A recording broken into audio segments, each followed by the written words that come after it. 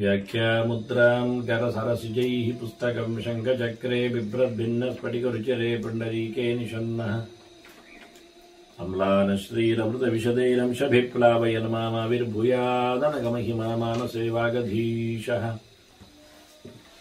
ನಮಸ್ತೆ ಪ್ರಾಣೇಶ ಪ್ರಣತ ವಿಭವಾಯ ವನಿಮಗಾಃ ನಮಸ್ವಾಮಿನ್ ರಾಮಪ್ರಿಯತಮ ಹನುಮನ್ ಗುರುಗುಣ ನಮಸ್ತುಭ್ಯಂ ಭೀಮ ಪ್ರಬಲತಮ ಕೃಷ್ಣೇಷ್ಟ ಭಗವನ್ ನಮಃ ಶ್ರೀಮನ್ಮಧ್ವ ಪ್ರದಿಶ ಸುದರ್ಶನ್ನೋ ಜಯ ಜಯ ಶ್ರೀ ಗುರುಭ್ಯೋ ನಮಃ ನಾರಾಯಣಂ ಸುರಗುರುಂ ಜಗದೇಕನಾಥಂ ಭಕ್ತಪ್ರಿಯಂ ಸಕಲಲೋಕ ನಮಸ್ಕೃತಂಚ ತ್ರೈಗುಣ್ಯವರ್ಜಿತಮಜಂ ವಿಭುಮಾದ್ಯಮೀಶಂ ವಂದೇ ಭವಗ್ರಂ ಅಮರಾಸುರಸಿದ್ಧವಂದ್ಯಂ ನಾರಾಯಣಂ ನಮಸ್ಕೃತ್ಯ ನರಂ ಚೈವ ನರೋತ್ತಮಂ ದೇವೀಂ ಸರಸ್ವತೀಂ ವ್ಯಾಸಂ ತತೋ ಜಯಮುದೀರೇ.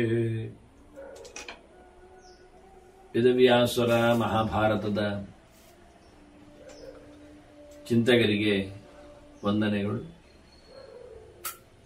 ಅಶ್ವಮೇಧಿಕ ಪರ್ವದ 144ನೆಯ ಪ್ರವಚನ. ಧರ್ಮರಾಜ ಮುಖ್ಯವಾಗಿ ವಿಷ್ಣು ಧರ್ಮಗಳನ್ನು ಕೇಳುತ್ತಾ ಇದ್ದಾನೆ ಕೃಷ್ಣನಲ್ಲಿ. ಕೃಷ್ಣ ಅನೇಕ ಅಂಶಗಳನ್ನು ಆತನಿಗೆ ತಿಳಿಸಿಕೊಟ್ಟ. ಆಗ ಧರ್ಮರಾಜ ಮತ್ತೆ ಭಗವಂತನನ್ನು ತುತಿಸುತ್ತ ದೇವರಲ್ಲಿ ಪಾಪ ಪ್ರಾಯಶ್ಚಿತ್ತದ ವಿಧಾನಗಳ ಬಗ್ಗೆ ಪ್ರಶ್ನಿಸುತ್ತಾನೆ. ಕೃಷ್ಣ 12 ರೀತಿಗಳಿಂದ ಅದಕ್ಕೆ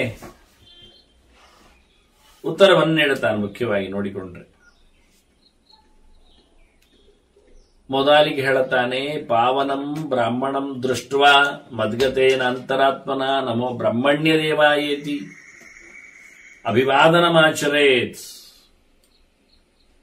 ಒಳ್ಳೆ ಶುದ್ಧಾತ್ಮನು ಸಿಕ್ಕಿದರೆ ಭಗವದೆಚ್ಚರದಿಂದ ತನ್ನನ್ನು ತಾನು ಪಾವನಗೊಳಿಸಿಕೊಂಡವನು ಸಿಕ್ಕಿಬಿಟ್ರೆ, ಜಪತಪ ಅನುಷ್ಠಾನದಿಂದಾಗಿ ತಿಳಿಯಾದವನು ಸತ್ವಯುತನಾದವನು ಸಿಕ್ಕಿದರೆ ಅವನನ್ನು ನಮಸ್ಕಾರ ಮಾಡಬೇಕು. ನಮೋ ಬ್ರಹ್ಮಣ್ಯ ದೇವಾಯ ಗೋಬ್ರಾಹ್ಮಣ ಹಿತಾಯ ಚ ಜಗದ್ಧಿತಾಯ ಕೃಷ್ಣಾಯ ಗೋವಿಂದಾಯ ನಮೋ ನಮಃ ಅಂತ ಹೇಳಿ ನಾನಲ್ಲಿದ್ದೇನೆ ಅಂತ ಹೇಳಿಕೊಂಡು ನನ್ನ ಪ್ರತೀಕಾತ ಅಂತೇಳಿ ಆತನಿಗೆ ಪೊಡಮಡಬೇಕು. ಅಲ್ಲಿಗೆ ಆಗ್ಲಿಲ್ಲ, ಮತ್ತೇನ್ ಮಾಡ್ಲಿಕ್ಕೆ? ಪ್ರದಕ್ಷಿಣಂಚಿಯ ಕುರಿಯಾತ್ ಪುನರಷ್ಟಾಕ್ಷರೇಣ ಚ. ಅಷ್ಟಾಕ್ಷರ ಮಂತ್ರ, ಅದರಿಂದಾಗಿ ಆತನನ್ನು ಪ್ರದಕ್ಷಿಣೆಗೈಯಬೇಕು. ಹೀಗೆ ನಮಸ್ಕಾರ ಪ್ರದಕ್ಷಿಣೆ, ನಮಸ್ಕಾರ ಪ್ರದಕ್ಷಿಣೆ, ಈ ಕ್ರಮದಿಂದಾಗಿ ಆತ ತೇನ ತುಷ್ಟೇನ ವಿಪ್ರೇಣ ತತ್ಪಾಪಂ ಕ್ಷಮಯಾಮ್ಯಹಂ. ಬ್ರಾಹ್ಮಣ ಖುಷಿಯಾಗಿ ಬಿಟ್ರೆ ಆತನ ಕರ್ತೃವಿನ ಯಜಮಾನನ್ನು ನಡೆಸಿದವನ ಪಾಪ ಹೋಯಿತು ಅಂತ ಅರ್ಥ. ಅವನ ಪಾಪವನ್ನು ನಾನು ತೆಗಿದ್ದೇನೆ, ಆ ಬ್ರಾಹ್ಮಣನೊಳಗಿತ್ತುಕೊಂಡು. ಬ್ರಾಹ್ಮಣ ಪ್ರತೀಕ ನಾನು, ನಮ್ಮ ಬ್ರಹ್ಮಣ್ಯ ದೇವ. ಹೀಗೆ ಬಹಳ ಸುಂದರವಾದ, ಸುಲಭವಾದ, ಅತ್ಯಂತ ಸರಳವಾದ ಒಂದು ಪಾಪ ನಿವೃತ್ತಿಗೆ ಮಾರ್ಗವನ್ನು ಹೇಳಿಕೊಟ್ಟ. ಎಲ್ಲಿಯಾದರೂ ಅಂತಹ ಒಬ್ಬ ಒಳ್ಳೆಯವ ಸಿಕ್ಕಿದ್ರೆ ಅವನಿಗೆ ನಮಸ್ಕಾರ ಮಾಡಿ, ಅವನಿಗೆ ಪ್ರದಕ್ಷಿಣೆ ಬನ್ನಿ, ಅಷ್ಟಾಕ್ಷರ ಹೇಳುತ್ತಾ ನಮ ಬ್ರಹ್ಮಣ್ಯ ದೇವಾಯ ಗೋ ಬ್ರಾಹ್ಮಣ ಹಿತಾಯಚ ಅಂತ ಕೃಷ್ಣ ಹೇಳಿಕೊಟ್ಟ ಮಂತ್ರವನ್ನು ಅರುಹಿ ನಮಿಸಿ ಪ್ರದಕ್ಷಿಣೆ ಬಂದು ಆತನ ಅನುಗ್ರಹವನ್ನು ಸಂಪಾದನೆ ಮಾಡ್ರಿ ಅಂತ ತುಂಬ ಸುಲಭವಾದ ಪ್ರಾಯಶ್ಚಿತ್ತ ವಿಧಾನವನ್ನು ಖರ್ಚಿಲ್ಲದೆ ವೈಯಕ್ತಿಕವಾಗಿ ಒಬ್ಬನೇ ಇದ್ದಾಗ ಮಾಡಬಹುದಾದನ್ನು ಹೇಳಿಬಿಟ್ಟ. ಇದು ಅಂದ್ರೆ ಇದು ಅಲ್ಲದೆ ಅದು ಅಲ್ಲದೆ ಅಂತ ಎಲ್ಲ ಅಲ್ಲ, ನಾನು ಸುಮ್ಮನೆ ಹೇಳುದು. ಸಾಮಾಜಿಕವಾಗಿ ಒಬ್ಬ ವ್ಯಕ್ತಿಯನ್ನು ಕುರಿತು ತಿಳಿದವನನ್ನು ನೋಡಿ ಶುದ್ಧನಾಗಿದ್ದಾನೆ ಅಂತ ಒಪ್ಪಿಕೊಂಡು ಅವನಿಗೆ ಪ್ರದಕ್ಷಿಣೆ ಬರುವುದು, ನಮಸ್ಕಾರ ಮಾಡುವುದು ಅಂದಾಗ ಒಂದು ಸ್ವಲ್ಪ ಅವನಿಗೆ ಅಳಕಾದ್ರೆ ಎಂತ ಬಂದ್ರೆ ಅಲ್ಲ. ಕೃಷ್ಣನಿಗೆ ಹಾಗಿಲ್ಲ, ತತ್ವಗಳೆಲ್ಲ ಆಗದೇ ಇರುವಂತೆ ಅಂತೇನಲ್ಲ, ನಾನು ಹೇಳಿದ್ದಷ್ಟೇ ವಾಸ್ತವವಾಗಿ. ಅಂದ್ರೆ ಅನೇಕ ಆಯಾಮಗಳಿವೆ ಅಂತ ಅದಕ್ಕೆ ಹೇಳ್ತಾ ಇದ್ದೇನೆ. ಇನ್ನು ಸ್ವಲ್ಪ ಕೆಲವು ಪದ್ಧತಿಗಳ ಜೊತೆಯಲ್ಲಿ ಕೃಷ್ಣ ಹೇಳುತ್ತಾನೆ. ಪೋತ್ರ ಕೃಷ್ಣಾಂ ವರಾಹಸ್ಯ ಮೃತ್ತಿಕಾಂ ಶಿರಸ ವಹನ್. ಹಂದಿ ತನ್ನ ಮುಸುಡಿನಿಂದ ದಾಡಿಯಿಂದ ನೆಲವನ್ನು ಅಗಿತದಲ್ಲ, ಅದು ತಿನ್ಲಿಕ್ಕೇನು ಮಾಡತ್ತೆ. ಹಾಗೆ ಅದರ ಮೂತಿ ಮುಸುಡಿನಿಂದ ಎಬ್ಬಿಸಲ್ಪಟ್ಟ ಮಣ್ಣನ್ನು ಮಂಡೆಯಲ್ಲಿ ಹಾಕೊಳ್ಬೇಕು. ಅದು ಮೃತ್ತಿಗೆ. ಹಾಗೆ ಪರಮಾತ್ಮ ವರಾಹ ರೂಪದಲ್ಲಿ ಇದ್ದು ಈ ನೆಲವನ್ನು ಉದ್ಧಾರ ಮಾಡಿದ್ದಾನಲ್ಲ. ಆದ್ರಿಂದ ನಾವು ಬೆಳಿಗ್ಗೆದ್ದು ಮೃತ್ತಿಕೆಯನ್ನು ಮೆತ್ತಿಕೊಳ್ಳುವಾಗ ಹೇಳುವಂಥದ್ದಲ್ವಾ, ಉದ್ಧತಾಸಿ ವರಾಹೇಣ ಕೃಷ್ಣೇನ ಶತ ಬಾಹುನ ಮೃತ್ತಿಕೆ ಹನವೇ ಪಾಪಂ ಎನಮಯ ದುಷ್ಕೃತಂ. ಈ ಗೆರೆಗಳನ್ನೆಲ್ಲ ಪುರಾಣಗಳಲ್ಲಿ ಹೇಳಲ್ಪಟ್ಟದ್ದು ನೋಡಿ, ಶ್ರುತಿಯಲ್ಲಿ ಇದೆ, ಉಪನಿಷತ್ತಿನಲ್ಲಿ ಇದೆ, ಮತ್ತೆ ಅದೇ ರೀತಿಯಾಗಿ ಪುರಾಣಗಳಲ್ಲಿಯೂ ಇದೆ. ಹಾಗಾಗಿ ವೇದ ಅದು ಹೇಳಲಿಕ್ಕಿಲ್ಲ ಅಂತೇಳಿ ಹೆಂಗಸರು ಸ್ನಾನ ಮಾಡುವ ಮೃತ್ಯು ಹಚ್ಚಿಕೊಳ್ಳಿಕ್ಕಿಲ್ಲ ಅಂತಲ್ಲ. ಮತ್ತೆ ಕೆಲವರಿಗೆಲ್ಲ ಮೃತ್ತಿಗೆ ಹಚ್ಚಿಕೊಂಡ್ರೆ ಏನದು ಗಂಡ ಸತ್ತವಳೋ ಅಂತ ಭ್ರಮೆ ಕೆಲವರಿಗೆ. ಶುದ್ಧಕ್ಕಿರುವಂಥದ್ದು ಮೃತ್ತಿಗೆ, ಗೋಮಯ ಎಲ್ಲ ಹಚ್ಚಿಕೊಳ್ಳುವಂಥದ್ದು, ತುಳಸಿ ಮೃತ್ತಿಗೆ ಎಲ್ಲ. ಹಾಗಾಗಿ ಅವರಿಗೂ ಹೇಳಲಿಕ್ಕೆ ಮಂತ್ರ ಇದೆ ಅಂತ ಪುರಾಣಕಾರರನ್ನು ಉಲ್ಲೇಖ ಮಾಡಿಬಿಟ್ಟಿದ್ದಾರೆ. ಅನೇಕ ಪುರಾಣಗಳಲ್ಲಿ ಅನೇಕ ರೀತಿಯಿಂದ ಅದರ ಪಾಠಾಂತರಗಳನ್ನೆಲ್ಲ ನಾನು ಸಂಧ್ಯಾ ಸಮೀಕ್ಷೆಯಲ್ಲಿ ಕೊಟ್ಟಿದ್ದೇನೆ, ಗುರುತಿಸಿದ್ದೇನೆ. ಹೀಗಾಗಿ ವರಾಹನ ಉಪರಾದಿ ಭಗವಂತ ನೆಲವನ್ನು ಎತ್ತಿದ ನೆಲೆಯಲ್ಲಿ ಇವತ್ತು ಮತ್ತೆ ಎಲ್ಲಿ ವರಾಹ ಹಂದಿ, ಅದು ಕಾಡಹಂದಿ ವಿಶೇಷವಾಗಿ, ಎಲ್ಲಿ ತನ್ನ ದಾಡೆಯಿಂದ ಕೋರೆ ದಾಡೆಯಿಂದ ನೆಲವನ್ನು ಗೆರಪಿರುತ್ತದೋ ಅಗೆದಿರುತ್ತದೋ ಎತ್ತಿ ಹಾಕಿರುತ್ತದೋ ಆ ಮಣ್ಣನ್ನು ತಲೆಯಲ್ಲಿ ಹೊತ್ಕೊಂಡು ಪ್ರಾಣಾಯಾಮ ಶತಂಗ್ರತ್ವ ಸಹಿ ಪಾಪೈ ಪ್ರಮುಚ್ಯತೆ. ಆತ ಪಾಪದಿಂದ ದೂರನಾಗ್ತಾನೆ. ಆ ಮಣ್ಣು ಹಾಕಿಕೊಂಡು ಪ್ರಾಣಾಯಾಮ ಮಾಡಿ ಧಾರಣೆ ತಲೆಯಲ್ಲಿ ಆ ಮೃತ್ತಿಗೆ ಇರಬೇಕು. ತುಳಸಿ ಇಟ್ಕೊಂಡು ಜಪ ಮಾಡುವುದು, ದರ್ಬೆ ಹಾಕೊಂಡು ಜಪ ಮಾಡುವುದು ಎಲ್ಲ ಇಲ್ವಾ? ಆಸನದ ಅಡಿಯಲ್ಲಿ ದರ್ಬೆ ಇದ್ರೆ, ಕೈಯಲ್ಲಿ ತುಳಸಿ ಇದ್ರೆ, ಮತ್ತೆ ಹೊಟ್ಟೆ ಒಳಗೆ ತೀರ್ಥ ಇದ್ರೆ ಎಲ್ಲ ಕ್ರಮ. ಅದರಂತೆ ಇದು ವರಾಹ ಅಗೆದ ಮಣ್ಣನ್ನು ಮೈ ಮೇಲೆ ಹಾಕೊಂಡು ತಲೆ ಮೇಲೆ ಹಾಕೊಂಡು 100 ಬಾರಿ ಪ್ರಾಣಾಯಾಮವನ್ನು ಮಾಡಿದರೆ ಪಾಪದಿಂದ ನಿವೃತ್ತನಾಗ್ತಾನೆ. ಮತ್ತೆ ನಾನು ಹೇಳಿದ ಹಾಗೆ ಈ ವರಾಹ ಅಗೆದ ಮಣ್ಣು ಹುಡುಕಿಕೊಂಡು ಹೋಗುವುದಿಲ್ಲಿಗೆ? ಪೇಟೆಯಲ್ಲಿ ಅಂತೂ ವರಾಹ ಸಿಗುವುದು ಇಲ್ಲ. ಕಾಡಿಗೆ ಹೋದ್ರೂ ವರಾಹ ಅಗೆದ ಮಣ್ಣು ಗೊತ್ತಾಗುವುದಿಲ್ಲ. ಅದು ಮತ್ತೆ ಮನೆಗೆ ನಾವು ಹಾಕೊಂಡಾಗದ ಹೆಗ್ಗಣ ಎತ್ತಿದ ಮಣ್ಣು ಆಗಿರ್ಲಿಕ್ಕೆ ಸಾಕು ಕೊನೆಗೆ. ಅದರಿಂದ ಕಷ್ಟ ಆಗತ್ತೆ. ಅಂದ್ರೆ ಅನೇಕ ಆಯಾಮಗಳಿಂದ ಕೃಷ್ಣ ಹೇಳ್ತಾನೆ. ಅದಕ್ಕೆ ಹೇಳಿದ್ದಾನೆ, ಅದು ಇಲ್ಲದಿದ್ರೆ ಅಂತ ಆಗಲ್ಲ, ಅದು ಮಾಡ್ಲಿಕ್ಕೆ ಅಳಕಾಗತ್ತೆ ಅನ್ನೋದೆಲ್ಲ ಅಲ್ಲ. ಸುಮ್ಮನೆ ಜನರ ಲೆಕ್ಕಾಚಾರ ಆಗಿರುತ್ತದೆ ಕೆಲವೊಮ್ಮೆ. ಅದಕ್ಕೆ ಮತ್ತೊಂದು ಹೇಳ್ತಾನೆ, ದಕ್ಷಿಣಾವರ್ತ ಶಂಕಾದ್ವಾ ಅಂತಾನೆ. ಬಲಕ್ಕೆ ಉಬ್ಬು ಬಂದಿರತಕ್ಕಂತಹ ಶಂಖ, ಬಲಮುನಿ ಶಂಖ ಅಂತ ಕರೀತಾರೆ. ಸಾಮಾನ್ಯವಾಗಿ ನಾವು ಕಾಣುವಂತ ಶಂಖಗಳೆಲ್ಲ ಎಡದಲ್ಲಿ ಬಾಪು ಇರುತ್ತೆ, ಮೇಲ್ಮುಖವಾಗಿಡ್ಕೊಂಡಾಗ. ಯಾಕೆಂದ್ರೆ ಇದು ಹಿಡ್ಕೊಳ್ಳುವ ರೀತಿಯ ಮೇಲೆ ನಿಂತಿದೆ. ಮತ್ತೆ ಪುನಃ ಶಂಖ ಹೀಗೆ ನೋಡಿದ್ರೆ ಹಾಗೆ ಉಂಟಲ್ಲ, ಹಾಗೆ ನೋಡಿದ್ರೆ ಹೀಗೆ ಉಂಟಲ್ಲ ಹೇಳಿದ್ರೆ ಅದಕ್ಕೆ ಬಲಮುನಿ ಶಂಖ. ಬಲಕ್ಕೆ ಅದರ ಉಬ್ಬು ಬಂದಿರುತ್ತದೆ. ಆ ರೀತಿಯಾದ ಶಂಖ ದಕ್ಷಿಣಾವರ್ತ ಶಂಖಸ್ತು ಲಕ್ಷ್ಮೀ ನಾರಾಯಣಾತ್ಮಕ ಅಂತ ಅನೇಕ ಕಡೆಯಲ್ಲಿ ಪುರಾಣಗಳು ಸಂಹಿತೆಗಳು ಮಾತನ್ನು ಹೇಳ್ತೇವೆ. ಬಲಮುನಿ ಶಂಖ ಭಾರಿ ವಿಶೇಷ ಅಂತ. ಮಧ್ವೈಜಲ್ಲಿ ಪಂಡಿತಾಚಾರ್ಯರು ಮಾತಾಡುವಾಗ ಹೇಳುತ್ತಾರೆ, ಚೂರ್ಣಕೃತ್ ವಿವಿಧ ಶಂಖ ಚೂರ್ಣಕಃ ಚೂರ್ಣನಾಯ ಬಹುದಾಪ್ಯ ಶಕ್ರವನ್ ಹೇಳಿ. ಈ ಶಂಖವನ್ನು ಸಮುದ್ರದಲ್ಲಿ ಎತ್ತಿ ತಂದು ಹುಡಿ ಮಾಡುವವನು ಅದನ್ನು ಹುಡಿ ಮಾಡಿ ಸುಣ್ಣ ಆಗಿ ಮಾರ್ತಾನೆ. ಸುಣ್ಣದ ಹುಡಿ ಮಾಡಿ ಅವನಿಗೆ ಈ ಬಲಮುನಿ ಶಂಖ ಅಂದ್ರೆ ಶಂಖ ಒಂದಿಷ್ಟು ಹೇರಳವಾಗಿ ಎಲ್ಲಿ ಶಂಖ ಹುಳ ಇರ್ತದೆ ಅಲ್ಲಿ ಬಲೆ ಹಾಕಿ ತಂದಿರುತ್ತಾನೆ. ಶಂಖವನ್ನು ಚಿಪ್ಪು ಸಿಗುತ್ತೆ ಅವನಿಗೆ, ಹುಳವನ್ನು ಓಡಿಸ್ತಾನೆ. ಕೆಲವೊಮ್ಮೆ ಹುಳ ಹೋದದ್ದು ಇರುತ್ತದೆ. ಗುದ್ದಿಕೊಂಡು ಹೋಗುವಾಗ ಅದನ್ನು ಹುಡಿ ಮಾಡಿ ಅವನು ಸುಣ್ಣ ಮಾಡ್ಲಿಕ್ಕೆ ಹುಡಿ ಮಾಡುವಾಗ ಕೆಲವು ಗುದ್ದಿದ್ರೆ ಹುಡಿ ಆಗುವುದಿಲ್ಲ, ಗಟ್ಟಿ ಇರ್ತದೆ.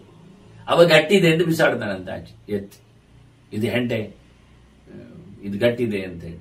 ನಿಜವಾಗಿ ಅವನು ಬಿಸಾಡಿದ್ದು ಯಾವುದು ಕೇಳಿದ್ರೆ ಅದು ಬಲಮುನಿ ಶಂಖ. ಅದು ಗಟ್ಟಿ, ಬರಾಬರಿ ಗಟ್ಟಿ ಅಂತದ್ದು. ಎಡಮುನಿ ಶಂಖಕ್ಕಿಂತ ಭಾರಿ ಜೋರಾಗಿರುವಂಥದ್ದು. ಅಂದ್ರೆ ಆ ಶಂಖ ಹುಳದ ಚಿಪ್ಪು ಭಾರಿ ಗಟ್ಟಿ, ಬಲಕ್ಕೆ ತಿರುಗಿದೆ. ಬಲದಲ್ಲಿ ಏನು ವೈಶಿಷ್ಟ್ಯ ಇದೆ ಅಂದ್ರೆ ಅದು ಗಟ್ಟಿತನ ಇದೆ ಅಂತ ಅರ್ಥ. ಬಹಳ ವಿಚಿತ್ರ ಕರ್ಕಟಕದಾಗಿ ಉಂಟು ಶಂಖ ಹುಳ, ನಾನು ನೋಡಿದ್ದೇನೆ. ಅದು ಹೋಗುವ ರೀತಿ ಎಲ್ಲ ಜೇಡದ ಹಾಗೆ, ಶಂಖ ಹುಳ ಏಡಿ ಹಾಗೆ ಎಲ್ಲ ಕಾಣುತ್ತದೆ. ಆಮೆ ಹಾಗೆ, ಸಾಮಾನ್ಯ ಆಮೆ ಅಂತೆ, ಹೆಚ್ಚು ಕಾಲುಗಳು ಹುಳಕ್ಕೆ.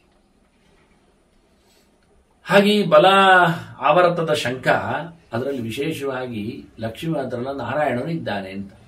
ಸಾಮಾನ್ಯವಾದ ಶಂಖದಲ್ಲಿ ಲಕ್ಷ್ಮಿಯ ಅಧಿಷ್ಠಾನ ಆದರೆ ಬಲಮುರಿ ಶಂಖದಲ್ಲಿ ನಾರಾಯಣ ಅಧಿಷ್ಠಾನ ವಿಶೇಷ. ಅದು ಬಹಳ ಅಪೂರ್ವವಾಗಿ ಸಿಗುವಂಥದ್ದು. ರಾಮೇಶ್ವರ ಮುಂತಾದ ಕಡೆಯಲ್ಲೆಲ್ಲ ಸಿಗುತ್ತೆ, ಇಲ್ಲ ಅಲ್ಲ. ಅದರಲ್ಲಿ ಅನೇಕ ಜಾತಿಗಳಿವೆ. ಗಟ್ಟಿಯಾದ ಜಾತಿಗಳು ಸಿಗೋದು ಬಹಳ ಕಡಿಮೆ.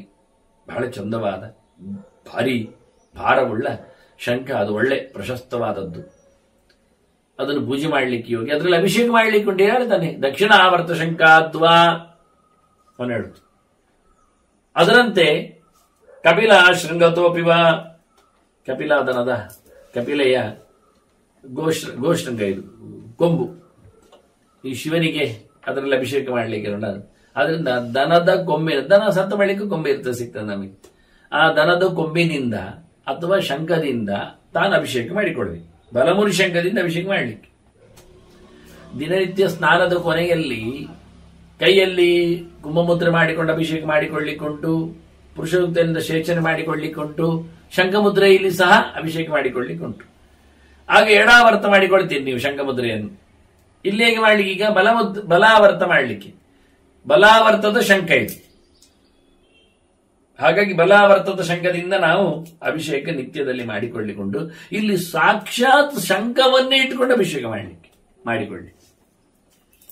ಹೀಗೆ ಬಹಳ ಚಂದವಾಗಿ ಕೃಷ್ಣ ಹೇಳ್ತಾನೆ, ಪಾಪ ಪ್ರಾಯಶ್ಚಿತ್ತಕ್ಕೆ ಒಂದೋ ಶಂಖದಲ್ಲಿ ನೀರಿ, ಇಲ್ಲ ದನದ ಕೊಂಬಿನಿಂದ ನೀರು ಹಾಕೊಳ್ಳಿ. ಎಲ್ಲಿ ಹೋಗಿ ಮುಗಿಲಿಲ್ಲ ಈ ಪ್ರೋಸೆಸ್ ಪದ್ಧತಿ. ಇಲ್ಲಿ 2 ಐಟಮ್ ಇಟ್ಟ, 2 ಲೆಕ್ಕ ಆಗಬೇಕು. ಒಂದೋ ಶಂಖದಲ್ಲಿ ಮೀಯುವುದು ಒಂದು ಪ್ರೋಸೆಸ್, ಗೋಶೃಂಗದಲ್ಲಿ ಮೀಯುವುದು ಒಂದು ಪ್ರೋಸೆಸ್. ಪ್ರಾಚುರೋತಸಂ ನದೀಂಗತ್ವ, ಆದ್ರೆ ಮೀಲಿಕ್ಕೆ ನದಿಯನ್ನು ಆಯ್ಕೆ ಮಾಡಿಕೊಳ್ಳಬೇಕು. ಅದು ನದಿ ಹೇಗೆ ಹೋಗಬೇಕು, ಪೂರ್ವಕ್ಕೆ ಹರಿಯುವಂತ ನದಿಯನ್ನು ನಾವು ಸೆಲೆಕ್ಟ್ ಮಾಡಿಕೊಳ್ಳಬೇಕು. ಕೆಲವು ನದಿಗಳು ಪಶ್ಚಿಮಕ್ಕೆ ಹರಿತಾವೆ, ಕೆಲವು ನದಿಗಳು ಪೂರ್ವಕ್ಕೆ ಹರಿತಾವೆ. ಅದನ್ನೆಲ್ಲ ಗುರುತಿಸಬೇಕಾಗ್ತದೆ. ಹಾಗಾಗಿ ಹೆಚ್ಚಿನದ್ದೆಲ್ಲ ಇತ್ತ ಕಡೆ ಇರುವಂತದ್ದು ಬೆಂಗಳೂರು ಆಚೆಗೆ, ಮೈಸೂರು ಆಚೆ, ಕೊಡಗಾಚೆ ಇರುವಂತದ್ದು ಹೆಚ್ಚಿನದ್ದೆಲ್ಲ ಪೂರ್ವಕ್ಕೆ, ತಮಿಳುನಾಡಿಗೆ ಆಚೆ ಬದಿಗೆ, ಆಂಧ್ರಕ್ಕೆ ಎಲ್ಲ ಹರಿತದೆ, ಗೋದಾವರಿ ಆದಿಗಳಿರುವಂತೆ. ಇತ್ತ ಸುವರ್ಣ ಮುಂತಾದ್ದೆಲ್ಲ ಪಶ್ಚಿಮಕ್ಕೆ ಹರಿತದೆ, ಉಡುಪಿ ಆಚೆಗೆ, ಕುಂದಾಪುರದ ಆಚೆಗೆ, ಕೊಲ್ಲೂರಿನ ಆಚೆಗೆ ಎಲ್ಲ. ಹಾಗಾಗಿ ಅದು ಆಗುವುದಿಲ್ಲ. ಪಶ್ಚಿಮ ದಿಕ್ಕೆ ಹರಿಯುವ ನದಿಯಲ್ಲ, ಪೂರ್ವ ದಿಕ್ಕಿಗೆ, ಪೂರ್ವ ಸಮುದ್ರಕ್ಕೆ ಹೋಗಿ ಸೇರತಕ್ಕಂಥ ಪೂರ್ವಕ್ಕೆ ಹರಿಯುವ ನದಿ ಮುಖ್ಯವಾಗಿ. ಈ ಕೊನೆಗೆ ಸಮುದ್ರ ಯಾವ ಸೇರಿದಾದರೂ ಹರಿಯುವ ರೀತಿಯಲ್ಲಿ ಆದರೂ ಪೂರ್ವ. ಕೆಲವು ನದಿಗಳು ಮೂರು ಕಡೆಯಲ್ಲಿ ತಿರುಗುತ್ತವೆ, ನಂದಿನಿ ತಿರುಗಿದಾಗೆಲ್ಲ ಕೆಲವು ಕಡೆ ಅದು ಒಂದು ಕಡೆ ಹರಿದು ಹೋಗಿ ಮತ್ತೊಂದು ಕಡೆಗೆ ತಿರುಗಿ ಮತ್ತೊಂದು ಕಡೆಯನ್ನು ಬಾಚಿಕೊಂಡು ಹೋಗಿ ಮತ್ತೆ ಪುನಃ ಹೋಗುವುದು ಎಲ್ಲಿಯೇ ಇರಲಿ, ಒಟ್ಟು ಪ್ರಾಕ್ ಸ್ರೋತ ನಮಗೆ ಹೋಗುವಾಗ ಅದು ಪೂರ್ವಕ್ಕೆ ಹರಿಯುತ್ತಾ ಇರುವಂತೆ ಅಲ್ಲಿ ಹೋಗಿ ನಾವು ಸ್ನಾನ ಮಾಡಲಿ. ಇದರಿಂದ ಅದು ಕೃಷ್ಣ ಇನ್ನೊಂದು ಶಬ್ದ ಸೇರಿಸ್ತಾನೆ, ಮಮಾಯತನ ಸನ್ನಿಧು, ನನ್ನ ದೇವಳ ಇರಬೇಕು ಅಂತಾನೆ. ನನ್ನ ದೇವಸ್ಥಾನಕ್ಕೆ ಸಂಬಂಧಪಟ್ಟಂತಿನ ಜಾಗ, ಅಲ್ಲಿ ಪೂರ್ವಕ್ಕೆ ಮುಖ ಹಾಕಿ ಹರಿಯುವ ನದಿ. ಅನೇಕ ಕ್ಷೇತ್ರಗಳಲ್ಲಿ ಭಗವಂತನ ದೇವಾಲಯಗಳು, ಈಗ ಅನಂತ ತಿರುವನಂತಪುರ ಆಗಲಿ, ಎಷ್ಟೋ ಕಡೆಯಲ್ಲೆಲ್ಲ ನದಿಯ ತಾಣದಲ್ಲಿ, ಕೊಲ್ಲೂರು ಸಹ ಹಾಗೆ, ಅದು ಲಕ್ಷ್ಮೀನಾರಾಯಣ ಲಿಂಗ ಅಲ್ಲಿ ವಾಸ್ತವವಾಗಿ. ಅನೇಕ ಕಡೆಯಲ್ಲಿ ತೀರ್ಥಗಳು, ದರ್ಪಣ ತೀರ್ಥದ ಬದಿಯಲ್ಲಿದ್ದಾಗೆ ತೀರ್ಥಗಳಲ್ಲಿ ಭಗವಂತನ ಕ್ಷೇತ್ರಗಳಿರ್ತಾವೆ.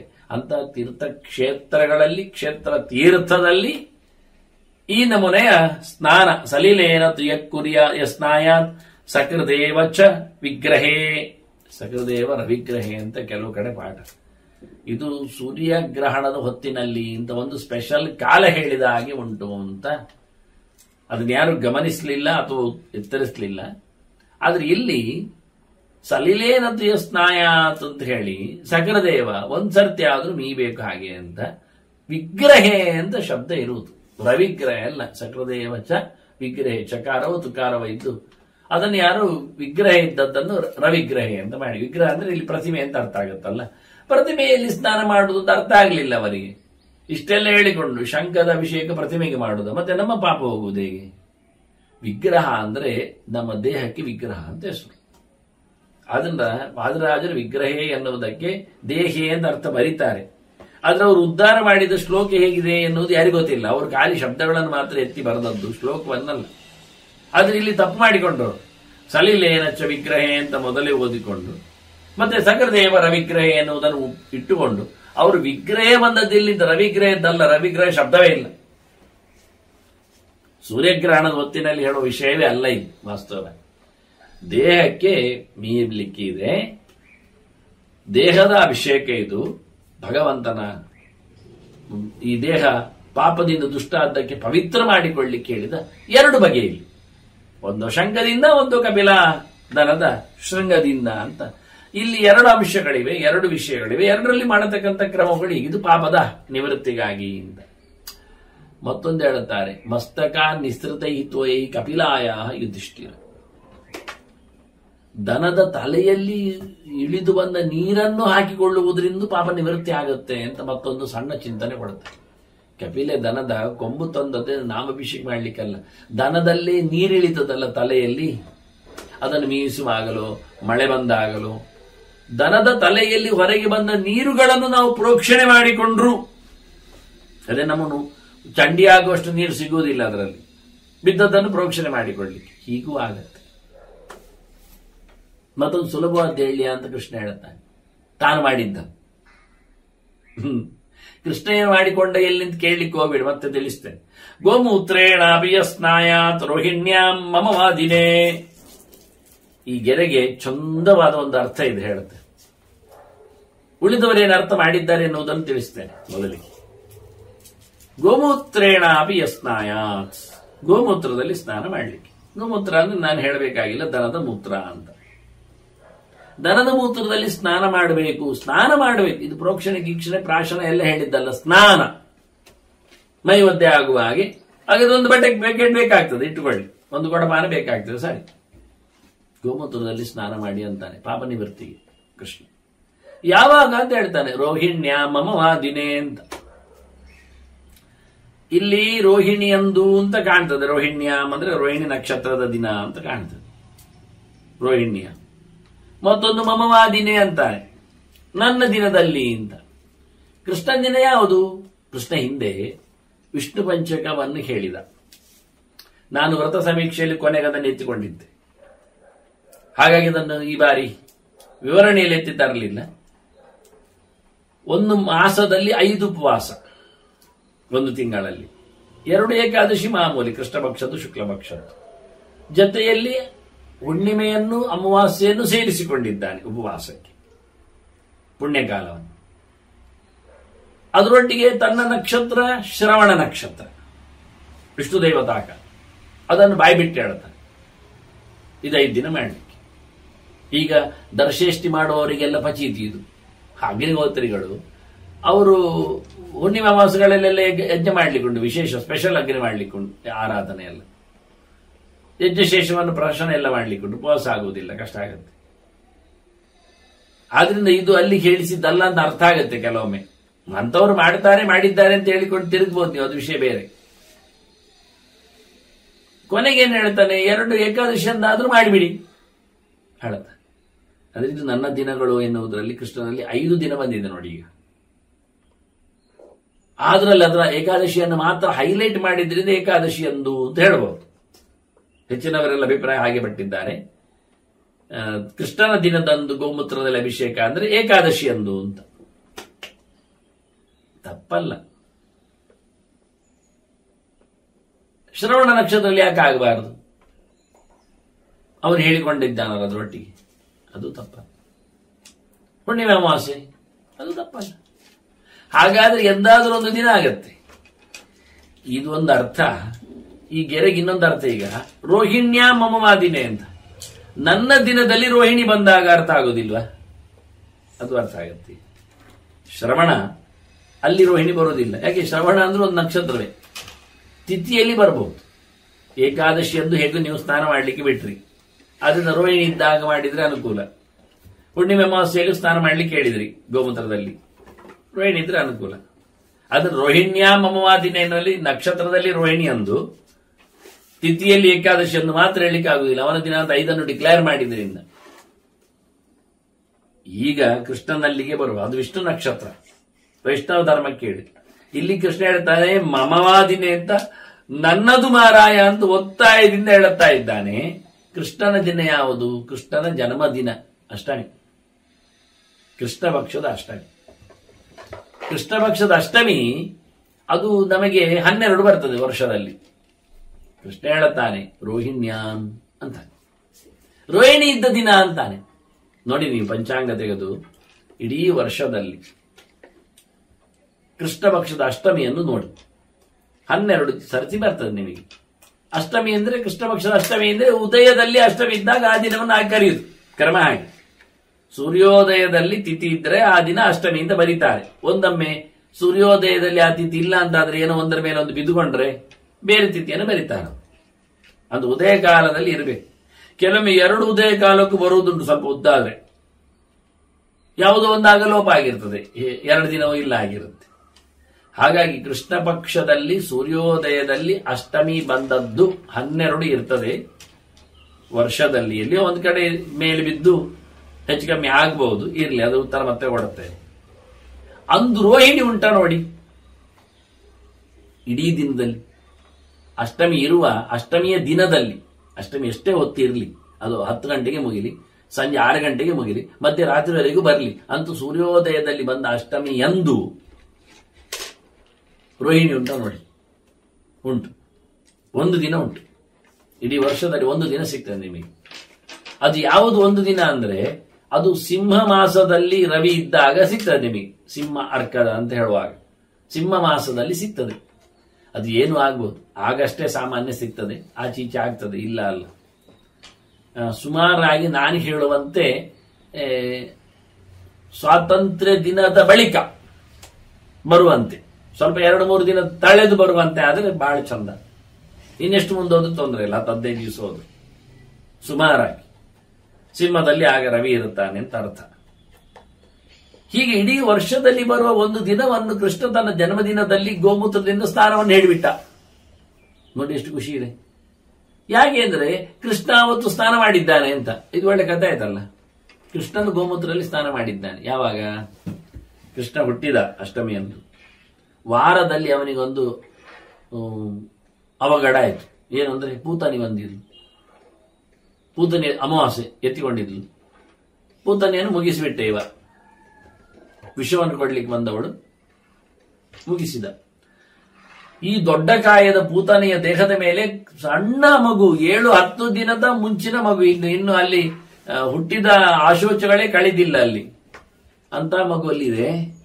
ಎತ್ತಿ ತಂದು ಅದನ್ನು ಈ ದೊಡ್ಡ ದುಷ್ಟೆಯ ಮೇಲೆ ಇದ್ದದ್ದರಿಂದ ಅದನ್ನು ಶುದ್ಧಗೊಳಿಸುವ ವಿಧಾನ ಏನು ಕೇಳಿದ್ರೆ, ಎಲ್ಲಿಯಾದ್ರೂ ಅವುಗಳೇನಾದ್ರೂ ಸತ್ತ ಹೆಣದ ಪ್ರಭಾವಕ್ಕೊಳಗಾದ್ರೆ, ಒಂದು ಪಕ್ಷ ಹೆಚ್ಚು ಕಡಿಮೆ ಆದ್ರೆ, ಡಿಕಂಪೋಸ್ ಆಗಿದ್ರೆ, ಆಗದಿದ್ರೂ ಸಹ ಬ್ಯಾಕ್ಟೀರಿಯಾಗಳು ಸತ್ತದ್ದು ಅಂದ ತಕ್ಷಣ, ಹಾಗಾಗಿ ಅದನ್ನು ಮೊದಲು ಗೋಮೂತ್ರೇಣ ಸ್ನಾಪಯಿತ್ವ, ಆ ಮಗುವನ್ನು ಗೋಮೂತ್ರದಲ್ಲಿ ಸ್ನಾನ ಮಾಡಿಸಿದ್ದ. ನಾನು ಗೋ ಸಮೀಕ್ಷೆಯಲ್ಲಿ ಇದನ್ನು ಗುರುತಿಸಿದ್ದೇನೆ, ಬರೆದಿದ್ದೆ. ಕೃಷ್ಣನನ್ನು 7 ದಿನದಲ್ಲಿ, ಇನ್ನು ಕೃಷ್ಣಾಂತ ಹೆಸರು ಬರಲಿಲ್ಲ ಅವನಿಗೆ, ಆ ಮಗುವನ್ನು 7ನೇ ದಿನದಲ್ಲಿ ಇವರೆಲ್ಲ ಸೇರಿ ಗೊಲ್ಲತಿಯರು ಗೋಮೂತ್ರದಲ್ಲಿ ಮೀಸಿದ್ದಾರೆ. ಮಗುವಿಗೆ ಮೀಸಲಿಕ್ಕೆ ಏನು ಜಾಸ್ತಿ ಬೇಡ, ಅದು ಒಂದು ಚಂದವಾದ ಕಷಾಯೋದಕ, ಒಳ್ಳೆ ಮದ್ದು, ಎಲ್ಲ ಸಸ್ಯಗಳ ರಸ, ಮಹಾಲಕ್ಷ್ಮಿಯ ಸನ್ನಿಧಾನ. ಇನ್ನೆಂತ ಹೇಳುವ, ಏನು ಅಸ್ಥಿ ಒಳಗೋದ ರೋಗವನ್ನು ನಿವೃತ್ತಿಗೊಳಿಸ್ತದೆ. ಚರ್ಮದ ಮೇಲೆ ಅಲ್ಲ, ನೆತ್ತಲಿನಲ್ಲಿ ಅಲ್ಲ, ಎಲುಬಲ್ಲಿ ಸೇರಿಕೊಂಡ್ರು ದೂರ ಮಾಡುವಷ್ಟು ಸಾಮರ್ಥ್ಯವುಳ್ಳಂತಹ ಸೊತ್ತು ಅದು. ಹಾಗಾಗಿ ಗೋಮೂತ್ರದಲ್ಲಿ ಸ್ನಾನ ಮಾಡಿ ನನ್ನ ದಿನ ಮಾಡಿ ಅಂತ ಹೇಳ್ತಾನೆ. ಜನ್ಮ ನಕ್ಷತ್ರದಂದು ಕೃಷ್ಣ ಹುಟ್ಟಿದ ದಿನ, ವರ್ಷಕ್ಕೆ ಒಂದೇ ದಿನ ಸಿಗುವುದು. ಇವತ್ತು ಪಂಚಾಂಗದಲ್ಲಿ ಎಲ್ಲೆಲ್ಲಿಯೂ ಬರೆದು ಬೇರೆ ಬೇರೆ ದಿನ ಮಾಡ್ತಾರೆ, ತುಂಬಾ ತಪ್ಪು. ನಾನು ನಿಮಗೆ ಅದಕ್ಕೆ ಸುಲಭವಾಗಿ ವಿಧಾನ ಹೇಳಿಕೊಟ್ಟೆ, ನೀವೇ ಹುಡುಕಬಹುದು ಎಲ್ಲಿ ಯಾವಾಗ ಏನು ಅಂತ. ಇನ್ನು ಕೆಲವೊಮ್ಮೆ ಉದಯದಲ್ಲಿ ಸಪ್ತಮಿ ಇರ್ತದೆ, ಮರುದಿನ ನವಮಿ ಇರ್ತದೆ. ಹೀಗೆ ಎಲ್ಲಿ ಅಷ್ಟಮಿ ಮಾಡುದು ಅಂತ ನೀವು ಕುಣಿಬೇಡಿ, ನೀವೇ ಹೇಳಿ ಅಷ್ಟಮಿ ಎಲ್ಲಿದೆ. ಹಿಂದಿನ ದಿನವೇ ಇದೆ. ಮರುದಿನ ನವಮಿ ಆದ್ರೆ ಉದಯದಲ್ಲಿ ನವಮಿ ಬಂದ್ರೆ ಅವತ್ತು ಮಾಡ್ಲಿಕ್ಕೆ ನಾನು ಹೇಳಲಿಲ್ಲ. ಸಪ್ತಮಿಯಲ್ಲಿ ಮಾಡಬಾರ್ದು, ಸಪ್ತಮಿಯಲ್ಲಿದ್ದ ದಿವಸ ಆಗ್ಲಿಕ್ಕಿಲ್ಲ, ಅಷ್ಟಮಿ ಆವತ್ತೇ ಅಷ್ಟಮಿ ಇದ್ದಾಯ್ತಲ್ಲ, ಓವರ್ಲೀಪ್ ಆಗಿದೆ ಅಲ್ಲ, ಅದನ್ನ ಆವತ್ತೇ ರೋಹಿಣಿ ಉಂಟು ನೋಡಿ ಅಂತದ್ದೊಂದು ಬಂದ್ರೆ ಕೇಸ್. ಉದಯದಲ್ಲಿ ಅಷ್ಟಮಿ ಬಾರದೆಯೇ ಇಡೀ 12ರಲ್ಲಿ ಎಲ್ಲಿ ಒಂದು ಲೋಪ ಆಗಿ ಅವತ್ತೇ ಒಂದೊಮ್ಮೆ ರೋಹಿಣಿ ಬಂದಿದ್ರೆ ಓಕೆ, ಬರಬಹುದಂತೆ, ಈ ವರ್ಷವೇ ಬರಬಹುದು ಹೇಳುತ್ತಾರೆ. ನಾನು ನೋಡಿ ನೆನಪಾಗ್ತಾ ಇಲ್ಲ, ಬಂದರೂ ನಡೀತದೆ, ಏನು ಪರವಾಗಿಲ್ಲ. ಅಷ್ಟಮಿ ಜಾರಿತು ಅಂತ ಹೇಳಬೇಡಿ. ಹೀಗಾಗಿ ಅಷ್ಟಮಿ ತಿಥಿ ಜೊತೆಯಲ್ಲಿ ರೋಹಿಣಿ ಯೋಗ, ಇದು ವಿಶೇಷವಾಗಿ ಆಚಾರ್ಯ ಮಧ್ವರು ಮತ್ತೆ ಅವರ ಪೂರ್ವಾಶ್ರಮ ತಮ್ಮ ವಿಷ್ಣು ತೀರ್ಥರು ಎತ್ತಿ ಹೇಳಿದ ಗೆರೆ. ಇದಕ್ಕೆ ಭಾರತದ ಒಂದು ತೂಕದ ಮಾತು, ಕೃಷ್ಣನ ಮಾತು, ಅದು ನೆನಪಿಸಿಕೊಳ್ಳುವಂತೆ ಕೃಷ್ಣ ಹೇಳುತ್ತಾ ಇದ್ದಾನೆ, ಆವತ್ತು ಗೋಮೂತ್ರದ ಸ್ನಾನ ಮಾಡಿ ಸಕಲ ಪಾಪದಿಂದ ದೂರ ಆಗಿರಿ ಎನ್ನುವ ಮಾತು. ಈಗ ಇಲ್ಲಿ ಎರಡು ಅಂಶವಂತಲ್ಲ, ಒಂದು ಕಪಿಲೆಯ ದರದ ತಲೆ ಮೇಲಿಂದ ನೀರಲ್ಲೇ ಪ್ರೋಕ್ಷಣೆ ಮಾಡಿಕೊಳ್ಳುವುದೊಂದು, ಇದೊಂದು ಪ್ರತ್ಯೇಕ. ಅಂದ್ರೆ ಅನೇಕ, ನಾನು ಹೇಳಿದ್ದಾನೆ ಅನೇಕ ರೀತಿಯಲ್ಲಿ. ಇನ್ನು ಹೇಳ್ತಾನೆ, ವಿಪ್ರಪಾದ ಚ್ಯುತೈರ್ವಾಪಿ ತೋಯೈಹಿ ಪಾಪಂ ಪ್ರಣಶ್ಯತಿ. ವಿಪ್ರಪಾದ ಚ್ಯುತೈರ್ವಾಪಿ, ಬ್ರಾಹ್ಮಣನ ಪಾದ ತೊಳೆಯಿರಿ, ಆ ನೀರನ್ನು ಹಾಕೊಳ್ಳಿ ತಲೆಗೆ ಅಂತ. ಅದು ಸರಿ. ಹಾಗೆ ಹೇಳಿದ್ದು ಒಬ್ಬ ತಿಳಿದವನ ಶುದ್ಧ ವ್ಯಕ್ತಿಯ ನಮಸ್ಕಾರ ಪ್ರದಕ್ಷಿಣೆಯಿಂದ ಅಂತ. ಈಗ ಹೇಳುತ್ತಾನೆ ವಿಪ್ರ, ವಿಷ್ಣುಪರ, ಭಗವಂತನ ಪಾರಮ್ಯವಾದಿಯಾದ ವ್ಯಕ್ತಿಯ ಕಾಲು ತೊಳೆಯಿರಿ, ತಲೆ ಮೇಲೆ ಅದನ್ನು ನೀರು ಹಾಕೊಳ್ಳಿ, ಖಂಡಿತವಾಗಿ ಪಾಪ ಪ್ರಣಾಶ ಆಗ್ತದೆ. ನಮಸ್ಯೆ ನಮಸ್ಯೆ ದ್ಯಸ್ತು ಮದ್ಭಕ್ತಿಯ, ಎಷ್ಟು ಚೆನ್ನಾಗಿ ಹೇಳ್ತಾನೆ ನೋಡಿ. ನಮಸ್ಕಾರ ಮಾಡಬೇಕು ನನ್ನ ಪ್ರೀತಿಯಿಂದ. ಯಾರನ್ನು? ಶಿಂಶುಮಾರಂ ಪ್ರಜಾಪತಿಂ, ಇಡೀ ಲೋಕದ ಅರಸನಾಗಿ ನಿಂತ ಶಿಂಶುಮಾರ ರೂಪ ಭಗವಂತನನ್ನು ಉಪಾಸನೆ ಮಾಡಬೇಕು ಹೇಳ್ತಾನೆ. ಇದು ಹೊಸ ವಿಷಯ. ಶಿಂಶುಮಾರ, ನಾನು ಇದರ ಬಗ್ಗೆ ಗ್ರಹ ಸಮೀಕ್ಷಾದಲ್ಲಿ ಬಹಳ ಹಿಂದೆನೆ ಕೊಟ್ಟಿದೆ. ವಿಷಯವನ್ನು ಕೇಳಿದ್ರೆ ಎಲ್ಲ ಗ್ರಹಗಳಿಗೂ ಭಗವಂತನ ಒಂದೊಂದು ಅವತಾರ ರೂಪಗಳು ಉಪಾಸನೆಗೆ ನಿಲುಕುವವುಗಳು. ಮಾಮೂಲಿ ಜ್ಯೋತಿಷಾಸ್ತ್ರ ಇದನ್ನು ಮುಟ್ಟಿದೆ, ಮಾತಾಡಿಸಿದೆ ಒಂದು ದೃಷ್ಟಿಯಿಂದ. ಮೆಲ್ಲ ಹೋಗುವ ಶನಿಗೆ ಮೆಲ್ಲ ಹೋಗುವ ಕೂರ್ಮ ಅವತಾರ ರೂಪನಾಗ್ತಾನೆ ಅಂತ. ಹೀಗೆ ರಾಮಕೃಷ್ಣರು ಸೂರ್ಯಚಂದ್ರ ವಂಶದಲ್ಲಿ ಬಂದದ್ರಿಂದ ಅವರಿಗೆ ರಾಮಕೃಷ್ಣರಿಗೆ ಸೂರ್ಯಚಂದ್ರರಿಗೆ ಆಗ್ತಾರ ಅವರು ಎನ್ನುವುದು. ಗುರುವಿಗೆ ವಾಮನ ಇದ್ದಾನೆ, ಸ್ವರ್ಗಲೋಕದ ಒಡೆಯನಾಗಿ ಬರುವುದರಿಂದವ. ಹೀಗೆಲ್ಲ ಅವರವರಿಗೆ ಸಂಬಂಧಪಟ್ಟದ್ದು. ಕುಜ ಅಗ್ನಿ ತತ್ವ ಆದ್ದರಿಂದ ಅವನಲ್ಲಿ ನರಸಿಂಹರೂಪನ ಉಪಾಸನೆಗೆ. ಹೀಗೆ ಇದನ್ನೆಲ್ಲ ಗ್ರಹ ಸಮೀಕ್ಷೆಯಲ್ಲಿ ನಾನು ಕೊಟ್ಟಿದ್ದೇನೆ. ಇವತ್ತಿನವರೆಗೆ ಸುಮಾರಾಗಿ ಗ್ರಹಯಾಗ ಮಾಡುವವರೆಲ್ಲ ವೈಷ್ಣವರು ಗ್ರಹಗಳಿಗೆ ಆಹುತಿ ಕೊಡುವ ಮುಂಚೆ ಗ್ರಹಾಂತರ್ಗತನಾಗಿ ನರಸಿಂಹನಿಗೆ ಅಂತೇಳಿ ಆಹುತಿ ಕೊಡ್ತಾ ಇದ್ರು. ತಪ್ಪಿಲ್ಲ. ಆದರೆ ನರಸಿಂಹ ಒಂದು ಗ್ರಹದ ಅಂತರ್ಯಾಮಿ ಅಷ್ಟೇ, ಉಪಾಸನೆಗೆ ಯೋಗ್ಯನಿದ್ದ. ಜೀವಾಂತರ್ಯಾಮಿ ಎಲ್ಲರದ್ದು ನರಸಿಂಹನದು ವಿಷಯ ಬೇರೆ, ಬೇಕಾದ್ರೆ ರೂಪವನ್ನು ನೋಡುವುದಾದ್ರೆ. ಆದರೆ ಎಲ್ಲಾ ಗ್ರಹಗಳಿಗೂ ಅದರದ್ದೇ ಆಗಿರತಕ್ಕಂಥ ಭಗವಂತನ ರೂಪ ವಿಶೇಷಗಳು ಉಪಾಸ್ಯ ಆದ್ರಿಂದ ನವಗ್ರಹ ಯಾಗ ಮಾಡುವಾಗ ಮತ್ಸ್ಯಾದಿ ಅಷ್ಟು ರೂಪಗಳಿಗೂ ಆಹುತಿ ಕೊಡಲಿಕ್ಕೆ ಉಂಟು, ಅದು ಪ್ರತ್ಯೇಕ. ಈ ಎಲ್ಲ ನವಗ್ರಹಗಳು ಎಲ್ಲಿ ನೆಲೆಗೊಂಡಿವೆ ಗೊತ್ತುಂಟ? ಶಿಂಶುಮಾರನ ದೇಹದಲ್ಲಿ, ಮೋರೆಯಿಂದ ಹಿಡಿದು ಬಾಲದವರೆಗೆ. ಶಿಂಶುಮಾರ ಅಂದ್ರೆ ಚೇಳು, ವೃಶ್ಚಿಕ ರೂಪ, ಅದು ತಲೆ ಕೆಳಗೆ ಆಗಿ ನಿಂತಿದೆ. ಅದೆಂದು ಇರ್ತಾರೆ ಸಪ್ತರ್ಷಿ ಲೋಕದಾಚಿಗೆ ಧ್ರುವನ ಲೋಕ. ಧ್ರುವ ಅಲ್ಲಿ ನಿಂತಿದ್ದಾನೆ ಭಗವಂತನ ಜೊತೆಯಲ್ಲಿ. ಇಡೀ ಭಚಕ್ರವನ್ನು ಸಂಚರಿಸುವಂತೆ ಮಾಡುವ ಅವನೇ ಕಂಟ್ರೋಲರ್. ಹಾಗಾಗಿ ಶಿಂಶುಮಾರನಲ್ಲಿ 9 ಗ್ರಹಗಳು ನೆಲೆಗೊಂಡಿವೆ. ಅದನ್ನು ನಾನು ಚಿತ್ರ ಸಮೇತ ಕೊಟ್ಟಿದ್ದೇನೆ ಗ್ರಹ ಸಮೀಕ್ಷಾದಲ್ಲಿ. ಆದ್ರಿಂದ ನವಗ್ರಹ ಯಾಗ ಮಾಡುವವರು ಕಡ್ಡಾಯವಾಗಿ 10 ಅವತಾರಕ್ಕೆ ಹೇಗೂ ಕೊಡ್ಲಿಕ್ಕುಂಟ ಆಹುತಿಗಳು. ಅದಲ್ಲದೆ ಮುಖ್ಯವಾಗಿ ಶಿಂಶುಮಾರನಿಗೆ ಆಹುತಿ ಕೊಡ್ಲಿಕ್ಕೆ ಅದರ ಮಂತ್ರಗಳು, ಆಹುತಿಯ ವ್ಯವಸ್ಥೆಗಳು.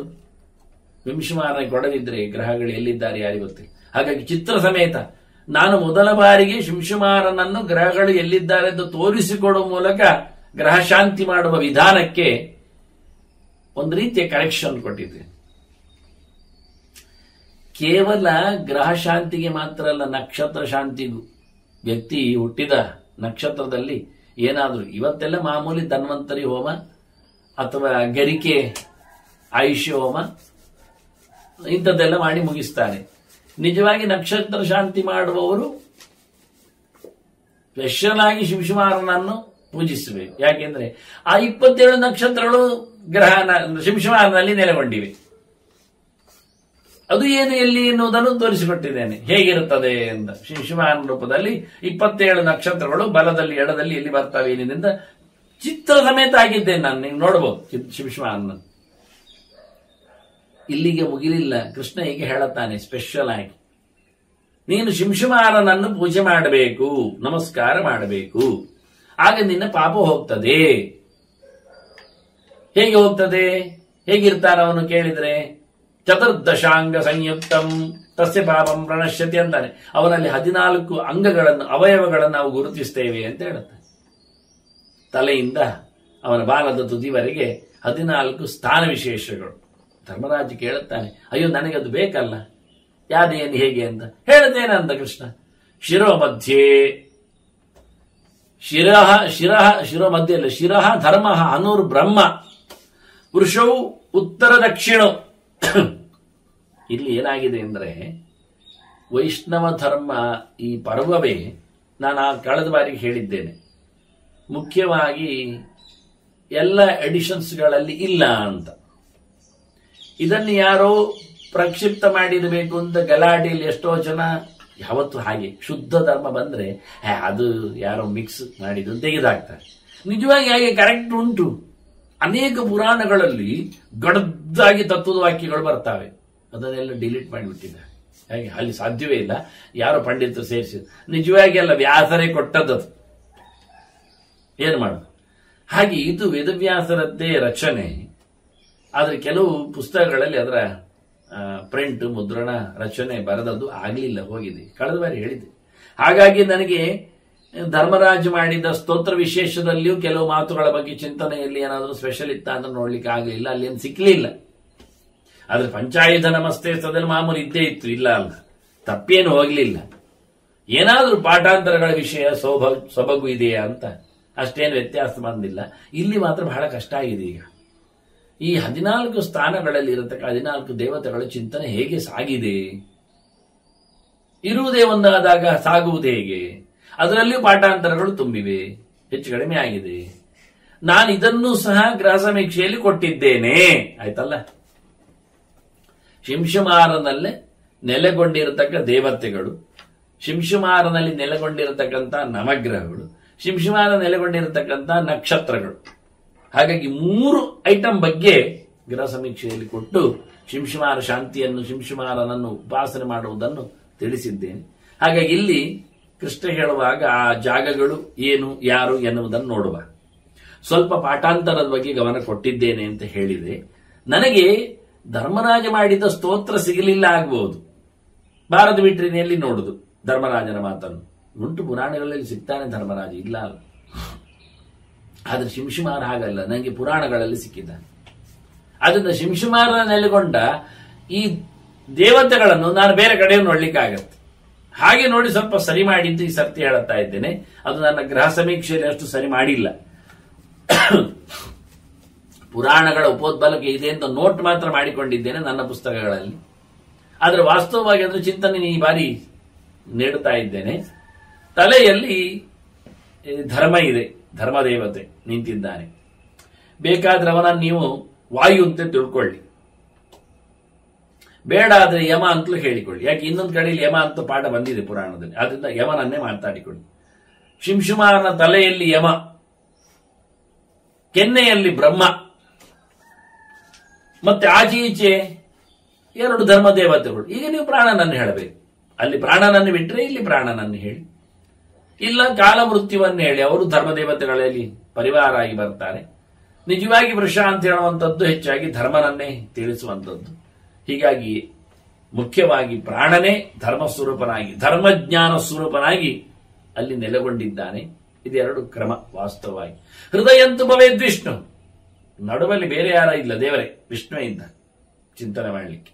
ಅಂಸವು ಸ್ಯಾತಾಂ ತಥಾಶ್ವಿನು, ಹಸ್ತವಂತಾರೆ ಅಂಸವಂತಾರೆ. ಹೆಗಲು, ತೋಳು, ಭುಜ 2 ಕಡೆ ಇದು ಅಶ್ವಿನಿ ದೇವತೆಗಳು.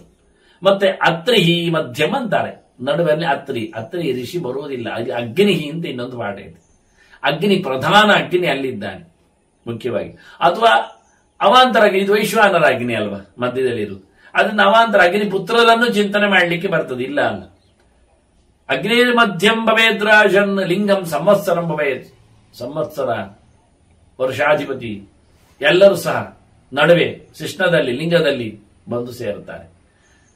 ಮತ್ತು ಇವತ್ತಿನ ಪಾಠ ಭಾರತದಲ್ಲಿ ನೋಡಿದಂತೆ ವರುಣ ಮಿತ್ರಾವರುಣೋಪಾದವು ಅಂತುಂಟು. ಅದು ಅರ್ಯಮ ವರುಣೋಪಾದವು ಅಂತ. ಯಾಕೆ ಮಿತ್ರನನ್ನು ಅಪಾನ ಸಂಹಿತ ಅಂತ ಪುರಾಣಕಾರರು ಬೇರೆ ಕಡೆ ಹೇಳಿದೆ. ಹಿಂದಕ್ಕೆ ಅಂದ್ರೆ ಕುಂಡೆ ಬದಿ ಅದು ಮಿತ್ರ, ಅದಕ್ಕೆ ಅವನ ಅಭಿಮಾನಿ ಹೌದಲ್ವ, ದೇವತೆ ಶನ್ನೋ ಮಿತ್ರ ಅಂತ ಹೇಳುವಾಗಿ ಅದಿತಿಯ ಮಗನೊಬ್ಬ. ಎದುರಲ್ಲಿ ಇಬ್ಬರು ಪಾದಸ್ಥಾನದಲ್ಲಿ ಬರುವವರು ಇಬ್ಬರಿದ್ದಾರೆ, ಕೆಳಬದಿಯಲ್ಲಿ ಸೊಂಟದಿಂದ ಕೆಳಗೆ ಬರುವವರು, ಅವರು ಅರ್ಯಮ ವರುಣೋ. ಇಲ್ಲಿ ಮಿತ್ರಾವರುಣಕ್ಕೆ ತಪ್ಪು. ಅರ್ಯಮ ವರುಣ ಅದನ್ನು ಕಾ ಹಾಕಿ ಇದನ್ನು ಪದವನ್ನು ಸರಿ ಮಾಡಿದ್ದಾರೆ, ಪಾದವನ್ನು ಸರಿ ಮಾಡಿದ್ದಾರೆ. ಮಿತ್ರಾವರುಣ ಕೌ ಅಂತ. ಮಿತ್ರಾವರುಣವು ನೂನುಮ ಅಂತ ಹೇಳುವಾಗ ಚಿಂತನೆ ಮಾಡುವಾಗ ಮಿತ್ರಾವರುಣವು ಶಬ್ದ ಇರುವುದು. ಇವರು ಮಿತ್ರಾವರುಣ ಕೌ ಹಾಕಿಕೊಂಡು, ನಿಜವಾಗಿ ಕವು ಇಲ್ಲೇನು ಬೇಡ, ಅರ್ಯಮ ವರುಣೋ ಪಾದವು. ವಾಸ್ತವವಾಗಿ ಪಾದಸ್ಥಾನದಲ್ಲಿ ಅವರಿಬ್ಬರು ಬರ್ತಾರೆ. ಮತ್ತೆ ಪುಚ್ಛ ಮೂಲಂ ಉತಾಶನ. ಇಲ್ಲಿ ಆಗ ನಾವು ಇತರ ಅಗ್ನಿಯನ್ನು ಚಿಂತನೆ ಮಾಡಿದರೆ ನಡುವಿನಲ್ಲಿ ಇಲ್ಲಿ ಕೆಳಗೆ ಪ್ರಧಾನ ಅಗ್ನಿಯನ್ನು ನೋಡಬಹುದು. ಅಂತೂ ಅಗ್ನಿವಂಶದವರು ಸುಮಾರು ಜನ ಇದ್ದದ್ರಿಂದ ಅನುಸಂಧಾನಕ್ಕೆ ತಪ್ಪಿಲ್ಲ. ಯಾಕೆಂದ್ರೆ ನಾವು ಭೌತಾಗ್ನಿಯನ್ನು ಬೇರೆ ಹೇಳುತ್ತೇವೆ, ವಾಗಗ್ನಿಯನ್ನು ಬೇರೆ ಹೇಳೋದಿಲ್ವಾ. ಮಾತಿನ ಒಡೆಯ ಅಗ್ನಿ ಬೇರೆ, ಇನ್ನು ಪಂಚಭೂತಗಳಲ್ಲಿ ಅಗ್ನಿಯನ್ನು ಅವನು ಬೇರೆ.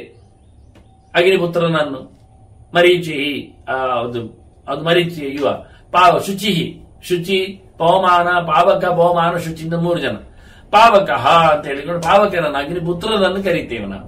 ಅದನ್ನು ಅಗ್ನಿಪುತ್ರ ಬೇರೆ, ಭೌತ ಅಗ್ನಿಯಾಗಿ ಅಥವಾ ವಾಗಗ್ನಿಯಾಗಿ ಒಬ್ಬ, 2 ಕಡೆಯಿಂದ. ಇಲ್ಲಿ ಅವನು ಊಟದ ವ್ಯವಸ್ಥೆಯಲ್ಲಿ ಬರೋದ್ರಿಂದ ಭೌತಾಗ್ನಿಯನ್ನು ಇಟ್ಟುಕೊಳ್ಳಲಿಕ್ಕೆ ಬರುತ್ತೆ. ಅಂದ್ರೆ ಕೆಳಬದಿಯಲ್ಲಿ ಪುಚ್ಛ ಮೂಲಂ, ಅಲ್ಲಿಯೂ ಪಾಠಾಂತರ ಇತ್ತು. ಊರು ಮಧ್ಯ ಊರು ದ್ವಂದ್ವಂ ಅಂತ.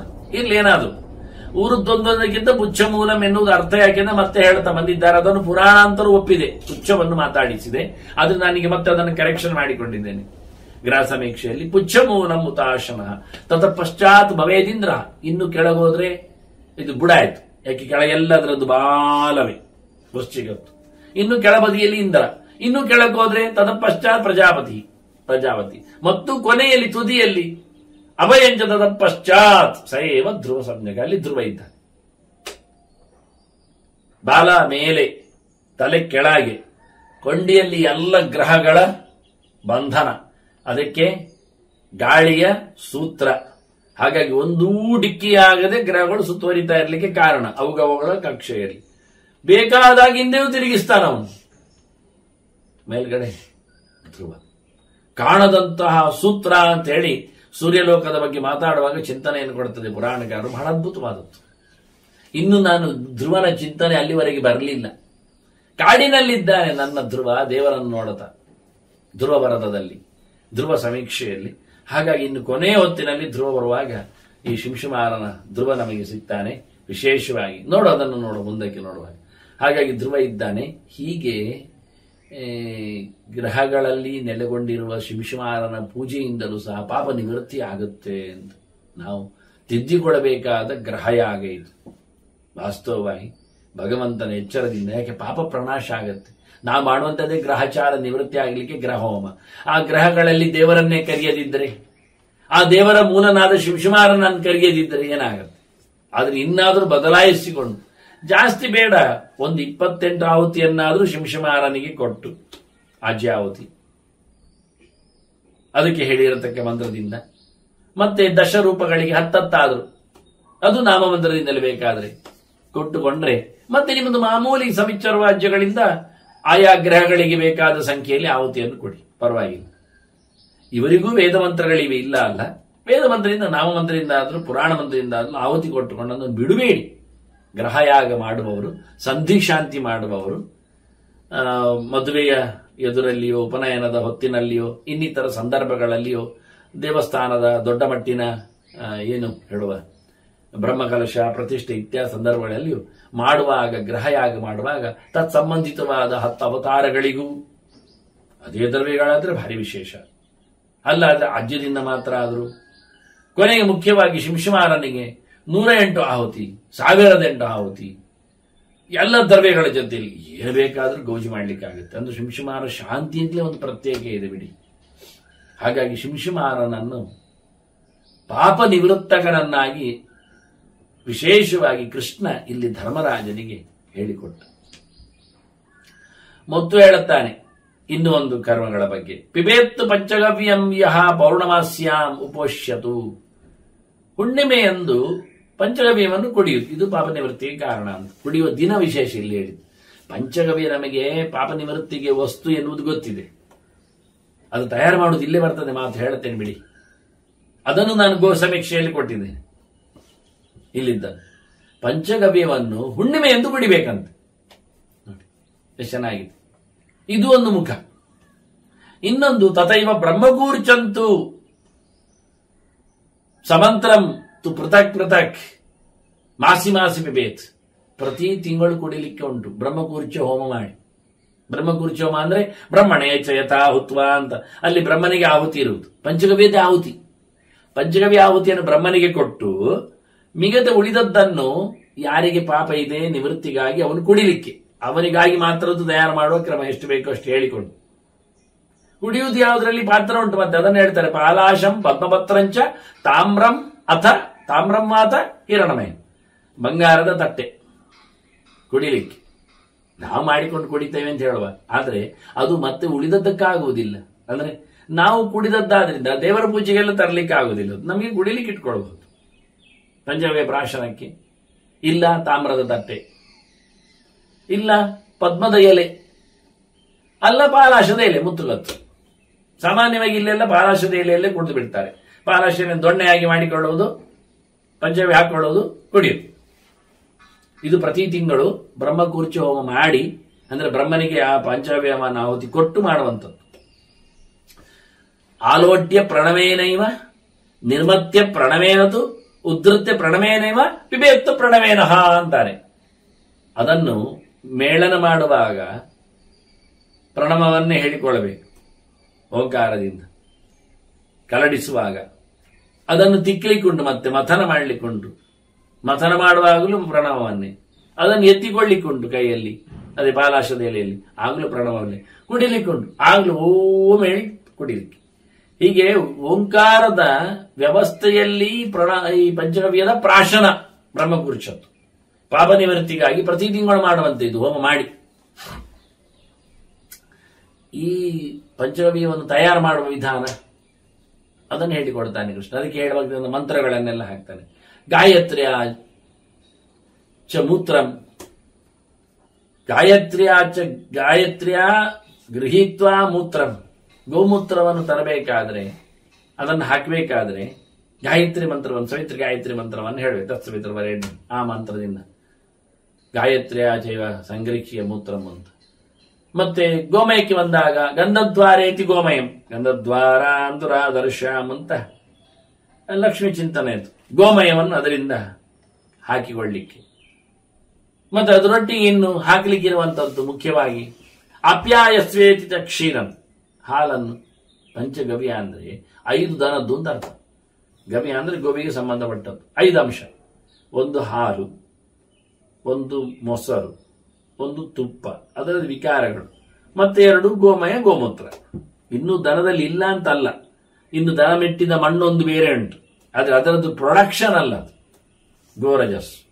ಆದ್ರೆ ಅದರ ಹಣೆಯಲ್ಲಿ ಒಂದು ಗೋರೋಚನ ಅಂತ ಇದೆ, ಅದು ಅದರದ್ದೇ ಪ್ರೊಡಕ್ಷನ್.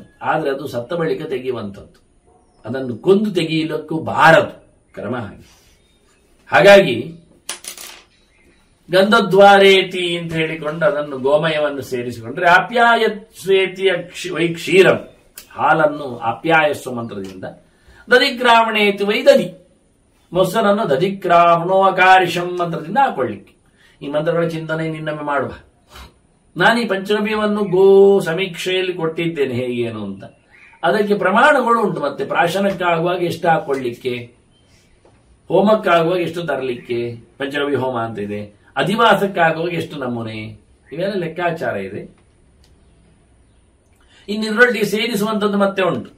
ಇನ್ನು ತುಪ್ಪ ಸೇರಿಸುವಾಗ ಶುಕ್ರಮಸಿ ಜ್ಯೋತಿರಸಿ ಅಂತ ಆ ಮಂತ್ರದಿಂದ ಆಜ್ಯವನ್ನು ಹಾಕೊಳ್ಳಿಕ್ಕೆ ಉಂಟು. ದೇವಸ್ಯತ್ವ ಕುಶೋದಕಂ, ದೇವಸ್ಯತ್ವ ಸವಿತ ಪ್ರಸವೇಶ್ವಿನೋ ಬಾಹುಭ್ಯಾಂ ಹೇಳಿಕೊಳ್ಳುವಲ್ಲಿ ಅದಕ್ಕೆ ದರ್ಭೆಯ ನೀರನ್ನು ಹಾಕಿಕೊಳ್ಳಿಕ್ಕೆ ಇಷ್ಟಾಗಿ ಒಟ್ಟು ಕಳಿಸುವಾಗ ಒಂದು ವಿಶೇಷ ಉಂಟು. ಆಪೋ ಇಷ್ಟೇ ತ್ರಿಚಂ ಗೃಹ್ಯ ಯವಚೂರ್ಣಂ ಯಥಾ ವಿಧಿ ಅಂತ. ಅದರಲ್ಲಿ ಈ ಜವೆಗೋಧಿಯ ಹಿಟ್ಟನ್ನು ಗೋಧಿ ಹಿಟ್ಟನ್ನು ಹಾಕಲಿಕ್ಕೆ ಬೇಕು. ಹೀಗೆ ಹಾಕಿ ಕಲಡಿಸಿ ಅದನ್ನು ಪುರೋಡಾಶದ ಸ್ಟೈಲ್ ಅಂತ ಅರ್ಥ. ಆಹುತಿ ಕೊಟ್ಟು ಪ್ರಾಶನ ಮಾಡಲಿಕ್ಕೆ ಅಂತ ಹೀಗೊಂದು ಬ್ರಹ್ಮಪುರಿ. ಈಗ ಯವಚೂರ್ಣ ಹಾಕುವುದಿಲ್ಲ, ಮತ್ತೆ ಪಂಚಗವ್ಯ ಮಾತ್ರ ಹೇಳಿ ಕೆಲವೊಮ್ಮೆ ಕುಶೋದಕ ಹಾಕುವುದಿಲ್ಲ. ಹೆಚ್ಚಾಗಿ ದಿನನಿತ್ಯದ ಪಂಚಗವ್ಯದ ವಿಷಯದಲ್ಲೆಲ್ಲ ಹಾಕ್ತಾರಾದ್ರೂ ಬ್ರಹ್ಮಕುರ್ಚಕ್ಕೆ ಕಮ್ಮಿ, ಹಾಕುವುದು ಕಡಿಮೆ ಕೆಲವೊಮ್ಮೆ. ಅದನ್ನಿಟ್ಟುಕೊಳ್ಳಿಕ್ಕೆ ಉಂಟೊಂದು ಕೃಷ್ಣ ಹೇಳುತ್ತಾನೆ. ಹೀಗೆ ಪಂಚಗವ್ಯದ ವಿಧಾನದಲ್ಲಿಯೂ ಒಂದು ಪ್ರಾಯಶ್ಚಿತ್ತ ಇದೆ ಪಾಪ ನಿವೃತ್ತಿಗೆ ಅಂತ ಹೇಳುತ್ತಾ ಇನ್ನೆರಡು ವಿಶೇಷವಾದ ವಿಧಾನವನ್ನು, ಮಾಂತ್ರಿಕವಾದ ವಿಧಾನವನ್ನು ಕೃಷ್ಣ ಹೇಳ್ತಾನೆ. ಅದನ್ನು ಮತ್ತೆ ನಾವು ಕೇಳುವ. ಮತ್ತೆ ಧರ್ಮರಾಜನ ಪ್ರಶ್ನೆಗಳಿಗೆ ಕಿವಿಯಾಗುವ. ವಂದನೆಗಳು. ಶ್ರೀಕೃಷ್ಣ ಅರ್ಪಣಮಸ್ತು. ನಾರಾಯಣ ನಾರಾಯಣ ನಾರಾಯಣ.